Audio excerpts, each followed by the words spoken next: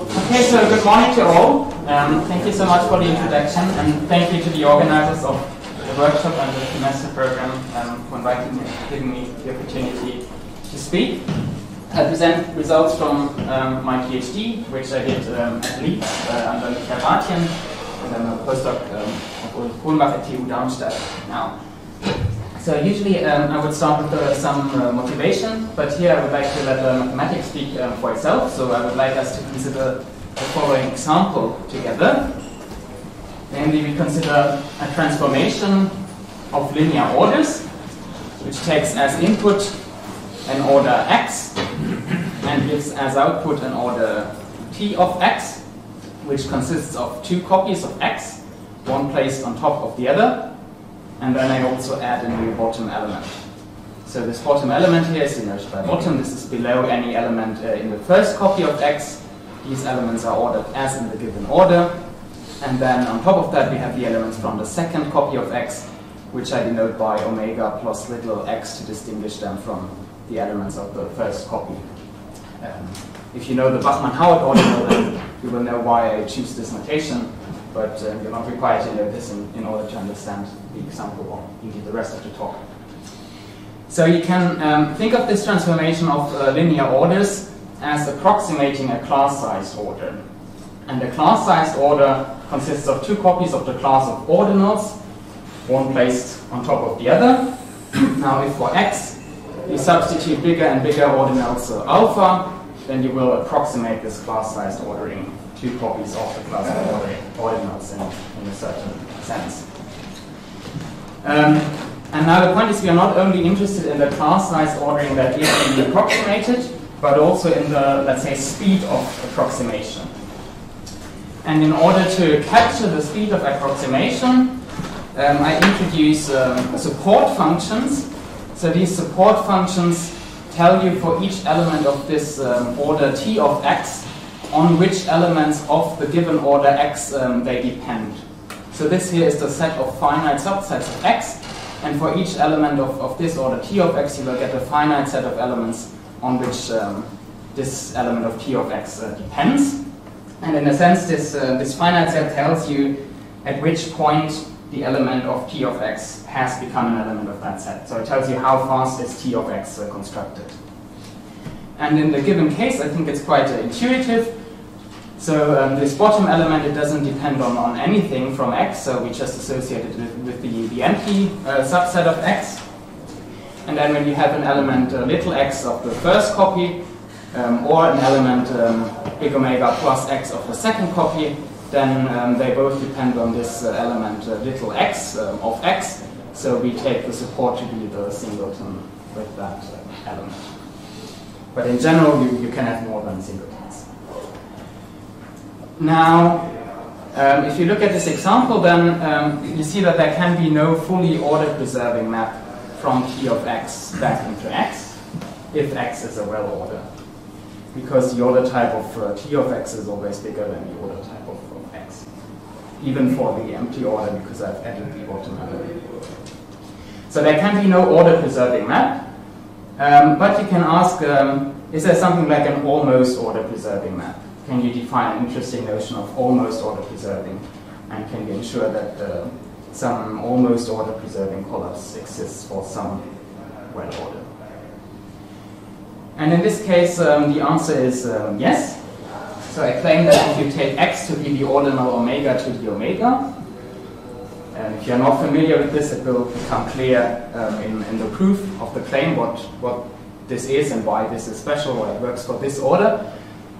So I claim if this is x, then I can collapse t of x into x in such a way that it's almost order-preserving. So if I have two elements of this set here, of this order here, one smaller than the other, then the collapsing values will be in the same order, provided that some side condition is satisfied. So I can't always have this, but I can have this, I claim, if the support of the smaller element is not too big with respect to the collapse of the bigger element.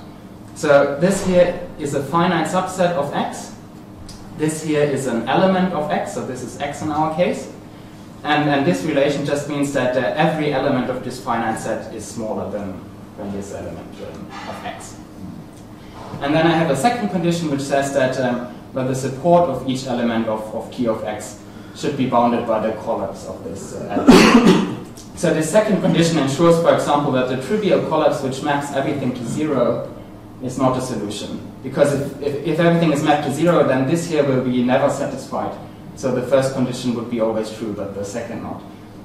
So you can, the intuition is that the second condition tells you that these collapsing values are not too small. And then if you know that this is not too small, then you can assume that this is kind of, usually this is satisfied, so it will be order preserving in most cases. So I promised to tell you what omega to the omega is. So you can think of this as inductively generated with 3 clauses. So first of all, you have a smallest element 0 in omega to the omega. Then for every element, you have its successor. And then if beta is some non-zero element of omega to the omega, then omega times beta will always be will also be an element of omega to the omega. And the crucial point is the interaction between these 2 clauses. So these here are limit ordinals, which means that if alpha is smaller than such a thing, then alpha plus 1 will also be smaller than such a thing. So these are the properties that I need for this example. Okay, and I claim that there is such a collapse. And the way you construct it is you say, okay, the collapse of the bottom element is just 0, makes sense, I guess. Then the collapse of an alpha, which is in the first copy of T of X, is just a successor of alpha. And then if you have something in the second copy, then you take an associated limit ordinal. And you need omega to the omega to ensure that this here is in X, so is in omega to the omega. And now I want to show that this is indeed order preserving, so I won't check all cases, but the case I want to check is that the smaller element is alpha, this alpha here, and the bigger element is of this form here, omega plus beta. So the smaller element is in the first copy, the bigger element is in the second copy. In particular, alpha can be bigger than beta because the inequality holds just because one is in the first copy and the other is in the second copy. And I have to ensure that the collapsing values are still in this satisfy this inequality, provided that the side condition holds. So if you look at the side condition, the support of this smaller element alpha is just a singleton alpha.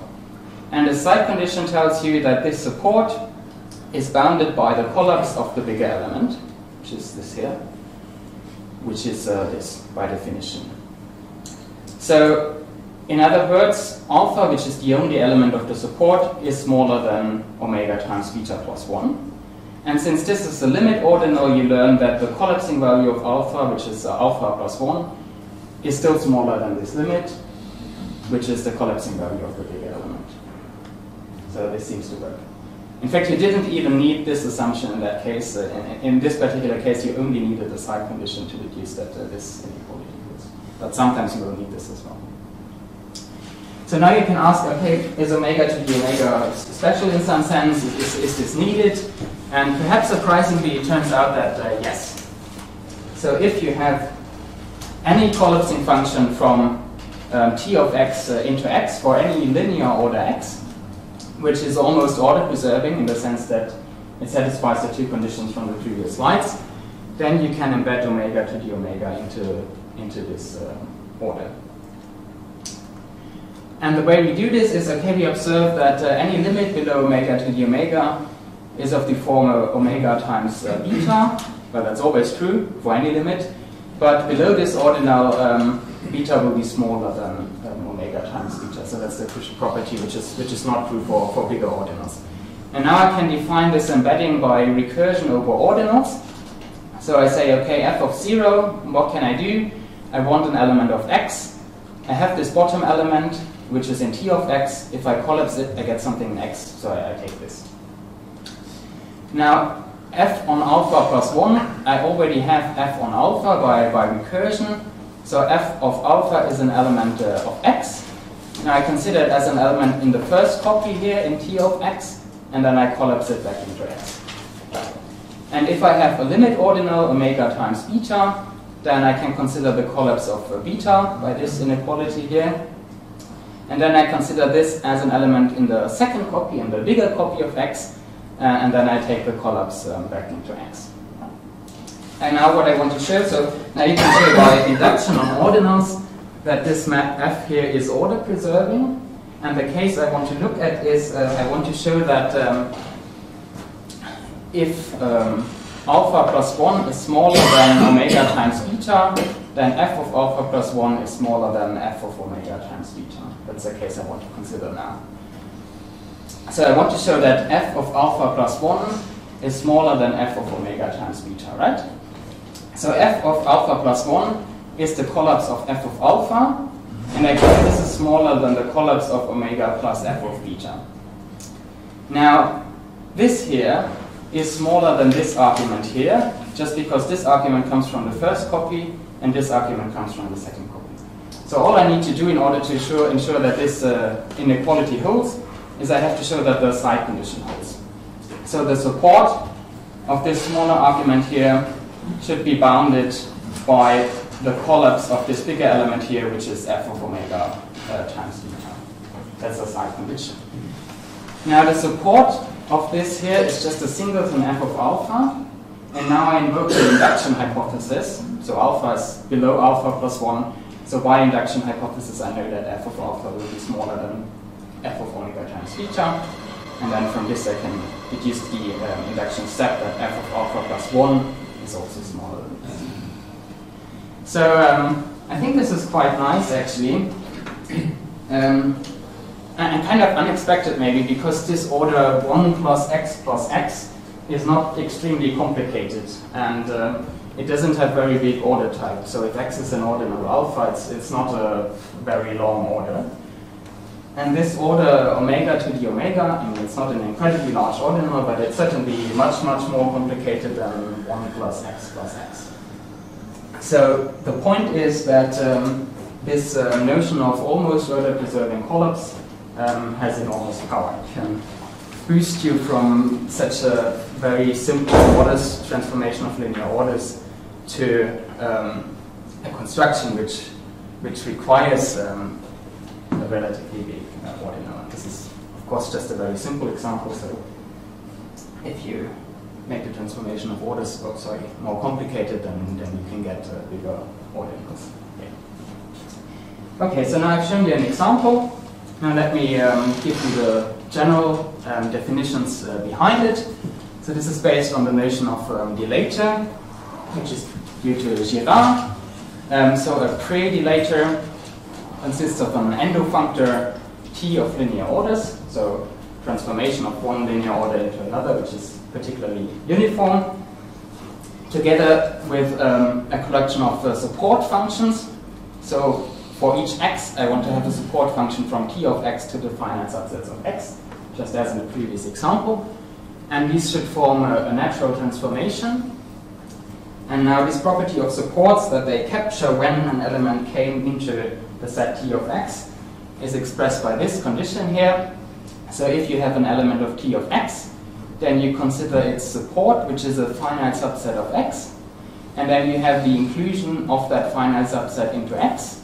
So by functoriality, you get a map T I sigma with codomain Tx, and you want that this element sigma is in the range of that map here. And if in addition T preserves well-foundedness, so if T of x is well-founded for any well order x, then you call this a dilator. So two remarks maybe. This is spelled with AE because Girard has a notion of pre-dilator with PRE, which is slightly different, but for dilators they coincide.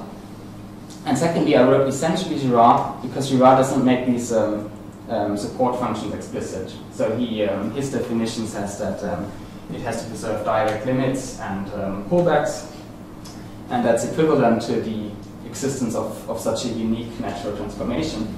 But I find it very, very convenient to make this natural transformation explicit. What's the definition of natural?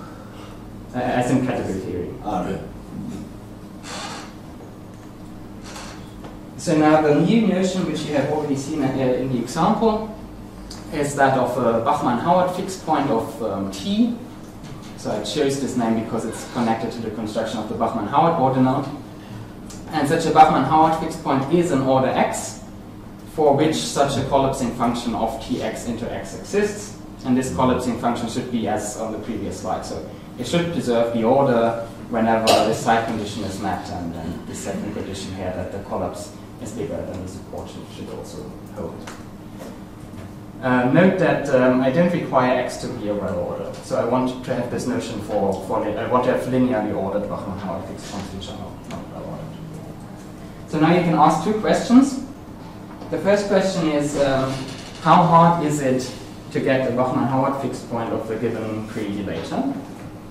And the second question is, well, mostly we are interested in well-founded fixed points, as in the previous example. So the second question is, if T preserves well-foundedness, so if it is a dilator, rather than just a pre-dilator, how hard is it to get a Bachmann-Howard fixed point that is well-founded? So let's look at the first question. How hard is it to get a Bachmann-Howard fixed point that is not necessarily well-founded? And here the answer is, well, you can construct it, and actually in a very weak theory in the end. So the first construction is as a direct limit of a diagram. So you want a fixed point, so what do you do? Well, you construct it as a limit of finite approximations. So the first approximation to your Bachmann-Howard fixed point, you just take the empty order, so you can't think of much else. Now you consider the value of this transformation T on the empty order. And now the point is, in general, you cannot collapse this into this. So in the example, this had a new minimal element, so this has some elements, so certainly it cannot be collapsed into the empty order.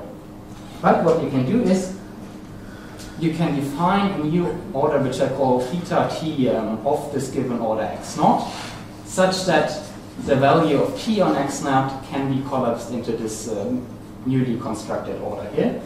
And this I call x1. And now, because you started with the empty order, you have an embedding, of course, of the empty order into anything. Actually, the situation is quite a bit more complicated, because in order to define the order relation on this set here, you already need this embedding. This is because of the side condition. So the side condition told you that you have to compare the support of an element here with the collapsing value of an element here. But the support of an element in here is a finite subset of x naught, so it lives in here, while the collapse of something is an element by construction of this order here. So you don't really know how to compare this finite set here with the element here unless you already have this function here. So what you really do is you say, okay, I first define this simply as a set without an order, and then I have a function from the empty set into this set. Now I use this function to define the order relation on this set, and then afterwards I realize that actually, okay, this is an order embedding. In the case of the empty order, that's of course trivial because anything is an order embedding. But later in the construction, you will have to ensure afterwards that this here is an embedding with respect to an order relation that it brought into being. So that's kind of the subtle point here. But now, once you have a map from x0 to x1, you can use a functoriality to get a map from t of x0 to t of x1, and then you can repeat the same thing. So you can again consider this newly constructed collapsing order of x1 and collapse t of x1 into that, and define this as x2. And now, because you have this function up here, you can define a function down here, because the elements here are collapsing values of elements up here, so you can use this function to define this function here, and then you can proceed in the same way. And then in the end, you define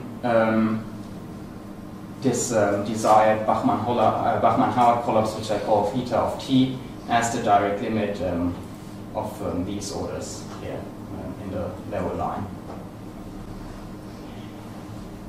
Good. Oh yeah, and then because you have collapsing functions from t of xn into xn plus 1, in the limit you will get a collapsing function from t of the limit into the limit. Is the co-limit countable, or I mean, how long does it go on, the sequence? It closes after omega stages. Just finite approximations. And then you can show that this is actually a Bachmann-Howard fixed point. Now, I said that this construction can be done in a very weak system. And this is because, in fact, there's even a notation system for this, limit order that I have constructed, so I don't have to do the limit construction. I can just write down a notation system. And this notation system is even computable relative to a code of T. So what I mean here is that Girard has shown that predilators and dilators are essentially determined by their restriction to finite orders and morphisms between finite orders. And this fact can be used to code dilators by subsets of the natural numbers and to treat them in second order arithmetic. And if you have a dilator which is coded by a subset of the natural numbers, then you can compute a representation of this limit order relative to that code for the given predilator. So that means the existence of Bachmann-Howard fixed points is not very hard. It can be proved in RCA0. But the other point is much harder, and namely you want to ensure that this direct limit is well-founded when T is a dilator. And here the first thing you realize is that if you have a very strong meta theory which has uncountable cardinals, then yes, you can ensure this. Namely, if you have a dilator T, then you can embed this direct limit into, so you take the cardinality of T on the order omega, and then you take the next cardinal, and then this here can be embedded into that cardinal.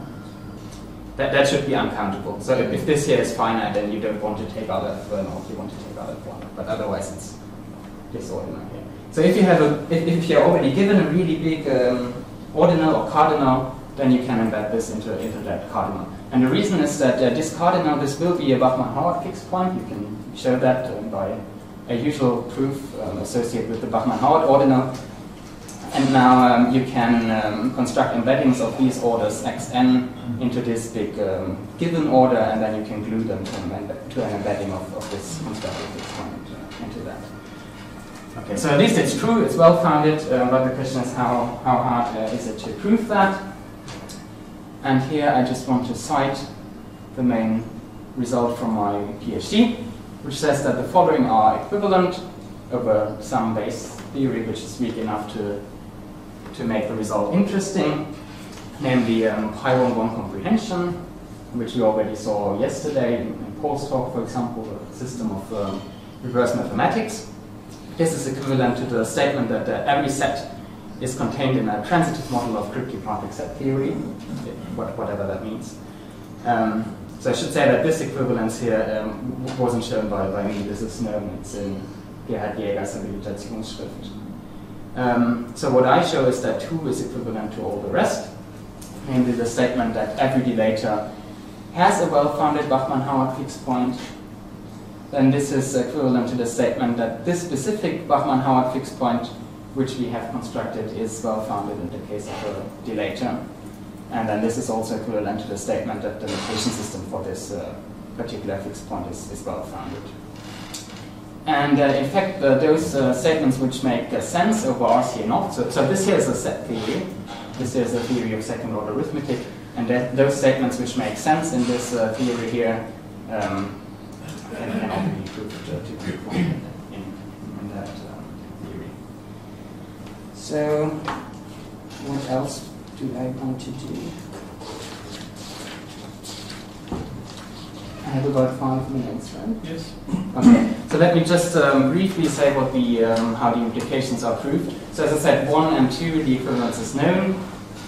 Then from 2 to 3, or let's say from 2 to 4, so you have these transitive models of cryptopartic set theory, and you want to show that this limit order here is well-founded. That works essentially as on the previous slide. So on the previous slide, I used the large cardinal, but actually it's enough to have a large countable ordinal. And if I have such a transitive model, then the height of that model will be a large ordinal, and that's enough to get the embedding from the previous slide. So then I can show that this here, this theta of t can be embedded into the height of that model, and in particular it's well-founded. And then the equivalence between 3, 4, and 5 is easy. So if this is well-founded and the notation system is well-founded, and if the notation system is well-founded, then in particular you have some well-founded Bachmann-Howard fixed point, so you get 3. So the crucial implication is from 3 to 2. And the way you do this is you use Schütte's method of deduction chains. So I think I want to write something on the board. So you have this Bachmann-Howard fixed point for Freund dilator, and you want to construct a transitive set model. So how do you do this? Well, you search for the desired model in the stages of the constructible hierarchy. So for each ordinal alpha, you construct an infinite proof in alpha logic. So this may use the rule, if you have phi of A for any A in the alpha stage of the constructible hierarchy, then you are allowed to conclude for all x phi of x. Like, this is something like the omega rule, but for the constructible hierarchy for larger sets. And now this method by Schütte is a method of proof search, where you search for a proof, let's say, of a contradiction, and either the proof search is successful and you get a well-founded proof, or the proof search is not successful and you get an attempted proof which is ill-founded, and then from a branch of that proof you can read off a model. Now, if this here yields an ill-founded proof for some alpha, so you do this for every ordinal alpha, if for some ordinal alpha this yields an ill-founded proof, then from the branch of this proof you can read off this transitive model of Krippke-Planck set theory, which will be a subset of L alpha. So from the branch you extract the elements of L alpha which you need for your model. So the remaining case is that these proofs here are well-founded for all ordinals alpha.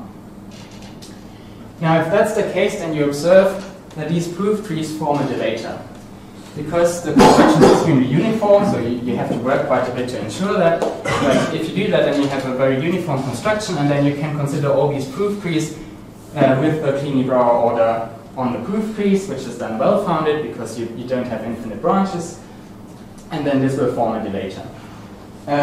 So then this Bachmann-Howard principle, which we discussed in the talk, tells you that there is some ordinal alpha.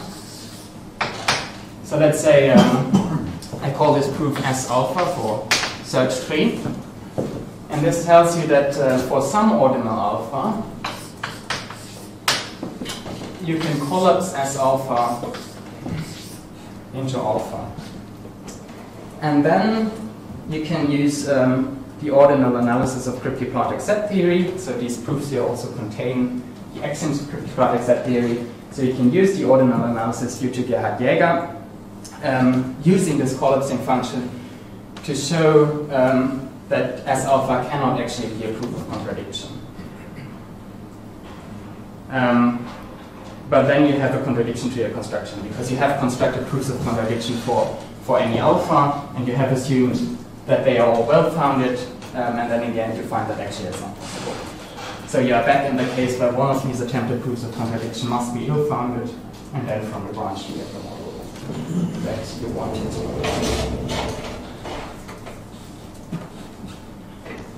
So that's the proof of 3 implies 2.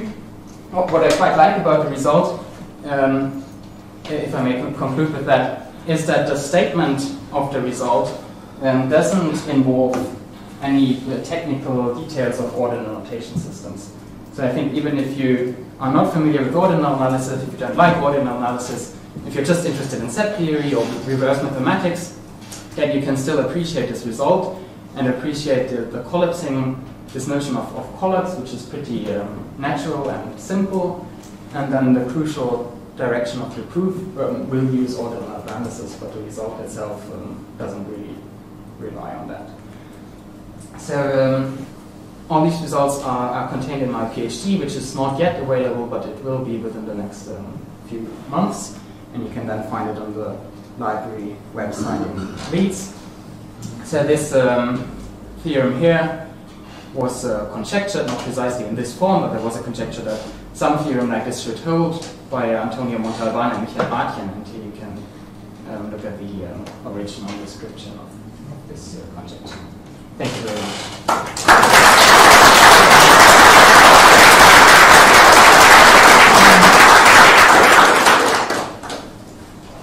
Maybe. Could it be possible that you get from this the ordinal notation system for Bachmann CA, so of the same strengths, or approximations out by somehow iterating your dilators? That's a good question. I don't know how to get back the proof theoretic ordinal of Python comprehension from that. And the same phenomenon exists lower down. So if you know that whenever x is well-founded, then omega to the x is well-founded. So from this statement here that this preserves well-foundedness, you can prove arithmetical comprehension. So you should be able from this to reconstruct sort of epsilon naught, which is the proof theoretic ordinal of arithmetical comprehension. And it makes sense. I mean, it's kind of the limit of this, but formally how they are connected, we don't know. I think nobody has done that. Right? So that would be a very fascinating result. Okay, I think we should continue with the next talk.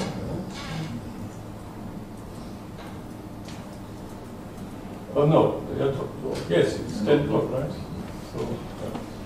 So that's, yeah, but this is, okay, last question by... Can I see your theorem again? Is the equivalence between 3 and 5 constructively valid? The equivalence between 3 and 5. So 5 implies 3 is clear, right? If this is a fixed point, then you have some fixed point. I think it is because I showed that this direct limit, which is essentially the same as this in 5, can be ensured to be well-founded by embedding it into some large ordinal. But the only thing you needed was that this large ordinal is a Bachmann-Howard fixed point.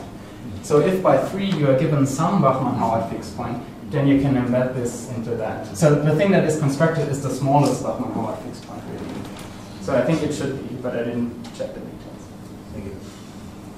Yeah, I would suggest to thank the speaker again.